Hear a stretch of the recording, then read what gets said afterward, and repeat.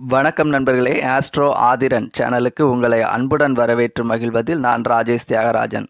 ஸ்ரீ கற்பக விநாயகரின் திருப்பாதம் பணிந்து எல்லா உயிர்களும் இன்பமுடன் வாழ நல்லதே நடக்கும், நல்லதே நடக்கும், நல்லதே நடக்கும் என்ற பொன்னான வரிகளுடன் வருகின்ற ஏப்ரல் 14 அன்று நிகழ இருக்கின்ற விச்வவசு வருஷத்துடைய தமிழ் புத்தாண்டு தின நல்வாழ்த்துக்களை அனைவருக்கும் தெரிவிச்சுக்கிறேன். இந்த புத்தாண்டு அப்படின்றது எல்லாருக்கும் ஒரு இனிய ஆண்டாக அமையணும் அப்படின்னு இறைவனை பிரார்த்திக்கிறேன். இந்த புத்தாண்டின் முதல் மாதமான சித்திரை மாதம் இந்த கன்னிராசிக்காரர்களுக்கு எப்படி இருக்கும் அப்படின்றத பற்றி தான் இந்த பதிவில் பார்க்க போகிறோம். இந்த கன்னிராசிக்காரர்கள் அப்படின்னாலே இவங்க யாருன்றத அந்த கன்னி அப்படின்ற இந்த வார்த்தையிலே இவங்க யாருன்றதை தெரிஞ்சுக்கலாங்க. ஆமாங்க, ஒரு இளமையான தோற்றம் படைத்தவர்கள், ஒரு மென்மையான குணம் படைத்தவர்கள் அப்படின்னா இந்த கன்னிராசிக்காரர்கள் தான். பொதுவாக ஒரு 20 வயசில் பார்த்தீங்கன்னா என்ன தோற்றத்தில் இருக்காங்களோ அதே மாதிரி தான் 40 வயசுலேயும் இருப்பாங்க. கொஞ்சம் தான் வித்தியாசம் இருக்கும். அதே மாதிரி 40 வயசில் பார்த்தீங்கன்னா என்ன தோற்றத்தில் இருக்காங்களோ 60 வயசுலேயும் அதே ஒரு தோற்றத்தில் தான் தெரிவாங்க. ஸோ இதுதான் இந்த கன்னிராசிக்காரர்களுக்கு உண்டான ஒரு ஸ்பெஷல்னே சொல்லலாம். ஆனால் வேலைன்னு வந்துட்டால் வெள்ளைக்காரண்டா அப்படின்னா அது கன்னிராசிக்காரங்களை தான் சொல்லலாம்.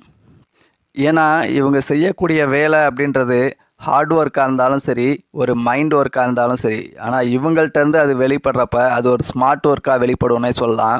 அப்படிப்பட்ட இந்த கன்னிராசிக்காரர்களுக்கு இந்த சித்திரை மாதம் எப்படி இருக்கும் அப்படின்றத தெரிஞ்சுக்கிறதுக்கு முன்னாடி நம்ம சேனலோட அறிமுக நபர்களாக இருந்தீங்க அப்படின்னா மறக்காமல் பெல் பட்டன் அழுத்தி சப்ஸ்கிரைப் பண்ணிடுங்க. ஒரு லைக் பட்டனையும் ப்ரெஸ் பண்ணிடுங்க. நம்ம சேனலுக்குன்னே ஒரு சிறப்பு இருக்குங்க. அது என்னென்னா, ஒவ்வொரு மாத பதிவின் போதும் அந்த பதிவோட கடைசியில் சில குறிப்பிட்ட தேதிகளை சொல்லிட்டு வந்துட்டுருக்கேன். ஸோ அந்த தேதிகளில் பிறந்தவங்களாக இருந்தீங்க அப்படின்னா கொஞ்சம் கவனமாக இருக்கணும். நீங்கள் ஒருவேளை அந்த தேதிகளில் பிறந்திருந்தீங்க அப்படின்னா அடுத்த மாத பதிவின் போது இந்த மாதம் உங்களுக்கு எப்படி போச்சு அப்படின்றத மறக்காமல் கமெண்ட் பண்ண சொல்லிட்டு வந்துட்டுருக்கேன். சித்திரை மாதம் அப்படின்னா என்னன்னு கேட்டிங்கன்னா, உங்கள் ராசிக்கு 12ஆம் இடத்ததிபதியான சூரியன் உங்கள் ராசிக்கு 8ஆம் இடமான மேச ராசியில் பயணிக்கக்கூடிய காலகட்டம் தான் இந்த சித்திரை மாதம் சொல்லுவாங்க. இதோடைய கால அளவு அப்படின்னு எடுத்துக்கிட்டிங்கன்னா வரக்கூடிய ஏப்ரல் 14 மே மாதம் 14 வரைக்கும் இந்த இடைப்பட்ட காலகட்டம் தான் இந்த சித்திரை மாதம் அப்படின்னு சொல்லலாம். இதில் இந்த மாதத்தோட 2 முக்கிய கிரக பயிற்சிகள் இருக்குங்க. ஒன்று ராகுகேது பயிற்சி, இன்னொன்று குரு பயிற்சி. வருகின்ற 26 ஏப்ரல் அன்னைக்கு பார்த்தீங்கன்னா ராகுகேது பயிற்சி ஆகுது. உங்கள் ராசியில் இருந்த கேதுவானவர் பயிற்சியாகி உங்கள் ராசிக்கு 12ஆம் இடத்துல போகிறாரு. அதே மாதிரி உங்கள் ராசிக்கு 7ஆம் இடத்துல இருந்த ராகுவானவர் பயிற்சியாகி 6ஆம் இடத்துல பயணிக்கிறாரு. அடுத்ததாக குருவானவர் வருகின்ற மே மாதம் 11ஆம் உங்கள் ராசிக்கு 9ஆம் இடத்துலேருந்து உங்கள் ராசிக்கு 10ஆம் இடமான மிதுன ராசிக்கு பயிற்சி அடைகிறார்.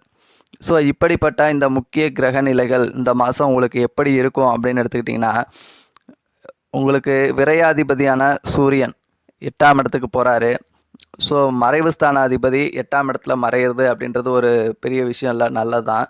ஆனால் அதை சனி பார்க்குறாரு. 6ஆம் இடத்துல இருக்கக்கூடிய சனி அப்படின்றது அந்த 8ஆம் இடத்து சூரியனை பார்வை செய்கிறது அப்படின்றது கொஞ்சம் ஒரு சுபம் இல்லை. அதே மாதிரி உங்கள் ராசி அதிபதி புதன் உங்கள் ராசிக்கு 7ஆம் இடத்துல இருந்து வரக்கூடிய ஏப்ரல் 30 பயிற்சியாகி உங்கள் ராசிக்கு 8ஆம் இடத்துல, அதாவது மேச ராசியில் சூரியனோட சேர்ந்து பயணிக்கிருக்காரு. ஸோ இதுவும் ஒரு நல்ல நிகழ்வு இல்லை. ஸோ குடும்பத்தில் ஏதாச்சும் ஒரு சின்ன வைத்திய செலவுகள், உஷ்ணத்தினால் ஏற்படக்கூடிய தொந்தரவுகள் அப்படின்றதுக்கான வாய்ப்புகள் இருக்குது. உங்களுக்கு வேலை நிமித்தமாக வெளியூர் வெளிநாடு இது மாதிரி பயணங்கள் மேற்கொள்ளணும் அப்படின்னு நினைக்கிறவங்களுக்கு இது நல்ல ஒரு வாய்ப்பாக இருக்கும். ஏன்னா உங்கள் ராசிக்கு 10ஆம் இடத்ததிபதியான புதன் 8ல் மறைகிறாரு. உங்கள் ராசிக்கு 12ஆம் இடத்ததிபதியான சூரியனும் 8ல் மறைகிறாருன்றனால ஸோ வெளிநாடு வேலை வாய்ப்புகளுக்கு எதிர்பார்த்துட்டு இருக்கவங்களுக்கு இது ஒரு நல்ல சந்தர்ப்பமாக இருக்கும். குடும்பம், பொருளாதாரம், மனைவி, பிள்ளைகள் அப்படின்னு எடுத்துக்கிட்டிங்கன்னா உங்கள் குடும்பஸ்தானாதிபதி சுக்கிரன் 7ஆம் இடத்துல ஒரு உச்ச நிலையில் இருக்கின்றனால மனைவி, பிள்ளைகள் உங்கள் மேலே ஒரு அண்டர்ஸ்டாண்டிங்காக ஒரு பாசமாக இருப்பாங்கன்னு சொல்லலாம். ஆனால் உங்களுடைய ராசி அதிபதி புதன் 8ல் மறைகிறதுனால நீங்கள் அவங்களோட ஒரு ஒட்டாத ஒரு சூழ்நிலையில் மனதளவில் ஒரு வேலை நிமித்தமாக அவங்களோட ஒரு ஒட்டாத ஒரு சூழ்நிலை இருக்கும் அப்படின்னு சொல்லலாம். அடுத்ததாக திருமணம் அப்படின்னு எடுத்துக்கிட்டிங்கன்னா, திருமணத்துக்கு வரன் பார்த்துக்கிட்டு இருக்கவங்களுக்கு உங்கள் குடும்பஸ்தானாதிபதி 7ஆம் இடத்துல பயணிக்கின்றனால வரன் பார்த்துக்கிட்டு இருக்கவங்களுக்கு வரன் அமையறதுக்கான வாய்ப்புகள் அப்படின்றது நல்லாவே இருக்குது. ஏன்னா சுக்கிரன் 7ல் உச்சம் அப்படின்றப்போ இந்த ராசிக்காரர்கள் வரன் தேடிட்டு இருக்கீங்க அப்படின்னா அதற்கான அமைப்புகள் யோகமாக இருக்குதுன்னு சொல்லலாம்.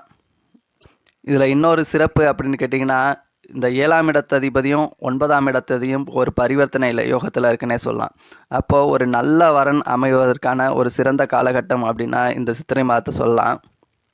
கூட்டுத் தொழில் செய்கிறவங்களுக்கும் ஒரு சிறப்பான காலகட்டமாக இருக்கும். ஏன்னா 7ஆம் இடத்துல ஒரு உச்ச கிரகம் இருக்கின்ற காரணத்தினால 7ம் 9ம் பரிவர்த்தனையில் இருக்கின்றனால கூட்டுத் தொழிலாளியோட ஒரு நல்ல அண்டர்ஸ்டாண்டிங் இருக்கும். ஓன் பிஸ்னஸ் அப்படின்னு வரப்போ ரொம்பவே சிறப்பாக இருக்கும்னு சொல்லலாம். ஏன்னா 7ஆம் இடம் பலமாக இருந்துச்சுனாலே இந்த ஓன் பிஸ்னஸ்னு வரப்போ வாடிக்கையாளர்களுக்கும் இவங்களுக்கும் ஒரு அண்டர்ஸ்டாண்டிங் நல்லாயிருக்கும். ஆனால் உங்கள் ராசி அதிபதி போய் 8ல் மறைஞ்சனால கொஞ்சம் ஒர்க் லோடு அப்படின்றது கொஞ்சம் அதிகமாகவே இருக்கும் வேலையில். இவங்க சளைக்காமல் வேலை செய்யக்கூடியவங்க அப்படின்ற காரணத்தினால இவங்க ஒர்க் லோடை என்னதான் உடல் வலி வேதனைகள் இருந்தாலும் அதை வெளிக்காட்ட மாட்டாங்க. பார்க்குறவங்களும் இவங்களுடைய உடல் வலி வேதனைகளை உணர மாட்டாங்கன்னே சொல்லலாம். உனக்கெல்லாம் என்னப்பா பிரச்சனை, உனக்கெல்லாம் நீ ஆக்டிவாக இருக்க, சுறுசுறுப்பாக இருக்க, அப்புறம் என்ன உனக்கெல்லாம் என்ன பிரச்சனை அப்படின்ற மாதிரி தான் மற்றவங்க நினைப்பாங்க. ஆனால் உங்களுடைய வலியும் வேதனையும் அப்படின்றது அது உங்களுக்கு மட்டுமே தான் தெரியும். மற்றவங்க அதை கொஞ்சம் கூட உணர மாட்டாங்கன்னே சொல்லலாம். அடுத்ததாக கலைத்துறையில் பணிபுரியக்கூடிய இந்த ராசிக்காரர்கள் எடுத்துக்கிட்டிங்கன்னா 7ஆம் இடத்துல உச்ச சுக்கிரன் இருக்கக்கூடிய காரணத்தினால கலைத்துறை உங்களுக்கு சிறப்பாகவே இருக்கும். அதே மாதிரி வெளியூர் வெளி மாநிலங்கள் வெளிநாடுகளில் போயும் உங்கள் கலை சேவைகள் பணியாற்றுவதற்கான வாய்ப்புகள் அப்படின்றது நல்லா இருக்குது. ஏன்னா உங்கள் ராசி அதிபதி 8ல் மறைஞ்சிருக்கின்றனால வெளியிடங்களில் உங்கள் கலை சேவைக்கு ஒரு சிறப்பான மதிப்பு மரியாதை இருக்கும் அப்படின்னு சொல்லலாம். அடுத்ததாக இந்த மாதம் வீடு வண்டி வாகனங்கள் வாங்கலாமா அப்படின்னா உங்கள் ராசி அதிபதி ராசிக்கு 8ஆம் இடத்துல பயணிக்கிறதும் சூரியனும் 8ல் பயணிக்கிறதுனால ஒரு தேவையற்ற வீண் விரயங்களுக்கு தான் வாய்ப்புகள் இருக்குது. மனக்குழப்பத்துக்கான வாய்ப்புகள் அதிகம். ஸோ அதனால் இந்த மாதம் வீடு வண்டி வாகனங்கள் வாங்குறத கொஞ்சம் ஒத்தி வைங்கன்னு சொல்லுவேன். குரு பயிற்சிக்கு அப்புறம் குருவானவர் உங்கள் ராசிக்கு 4ஆம் இடத்தை பார்வை செய்வார். அதனால் அந்த காலகட்டத்தில் வீடு வண்டி வாகனங்கள் வாங்குறது உங்களுக்கு சிறப்பாக இருக்குன்னே சொல்லலாம். குரு பயிற்சிக்கு அப்புறம் ஆனி மாதம் போல் வாங்குங்க, ரொம்பவே சிறப்பாக இருக்கும். சரி, இப்போது கடைசியாக சில குறிப்பிட்ட தேதிகளை சொல்கிறேன். ஜனவரி மாதம் 14, 15, மார்ச் மாதம் 8, 9, 10, 14, 15 தேதிகளில் பிறந்திருக்கோங்க. மே மாதம் 14, 15 தேதிகளில் பிறந்திருக்கோங்க. ஜூலை மாதம் 16, 17 தேதிகளில் பிறந்திருக்கோங்க. செப்டம்பர் மாதம் 17, 18 தேதிகளில் பிறந்தவங்க. நவம்பர் மாதம் 16, 17 தேதிகளில் பிறந்திருக்கோங்க. ஸோ இந்த தேதிகளில் பிறந்திருக்கோங்க இந்த மாதம் கொஞ்சம் கவனமாக இருக்கணும். வண்டி வாகனங்களாக இருக்கட்டும், பேச்சில் ஒரு மின்கோபம், பிடிவாதம் இதெல்லாம் கொஞ்சம் தளர்த்திக்கிறது நல்லது. ஏன்னே தெரியல, கோவமாக வருது, ஒரு எரிச்சலாக வருது. ஸோ இப்படிப்பட்ட வார்த்தைகள் சொல்கிறதுக்கெலாம் வாய்ப்புகள் அதிகமாக இருக்குது. ஸோ இந்த குறிப்பிட்ட தேதிகளில் பிறந்திருக்கோங்க. உங்கள் வயசுக்கு ஏற்ற மாதிரி உங்கள் பிரச்சனைகளில் மாற்றங்கள் இருக்கலாம். பிரச்சனைகளுக்கான வாய்ப்பு அப்படின்றது அதிகமாகவே இருக்குது. ஸோ இந்த குறிப்பிட்ட தேதிகளில் பிறந்தவங்க அடுத்த பயிற்சி பலன்களின் போது இந்த மாதம் பிரச்சனைகளை சந்திச்சிங்களா இல்லையா அப்படின்றத கமெண்ட் செக்ஷனில் மறக்காமல் தெரிவிங்க. நன்றி நண்பர்களே. இதுவரைக்கும் கன்னி ராசிக்காரர்களுக்கான சித்திரை மாத பலன்களை பற்றி பார்த்தோம். மீண்டும் அடுத்த ஒரு நல்ல பதிவில் பார்ப்போம். அதுவரை உங்களிடமிருந்து விடைபெறுவது நான் ராஜேஷ் தியாகராஜன். நன்றி, வணக்கம்.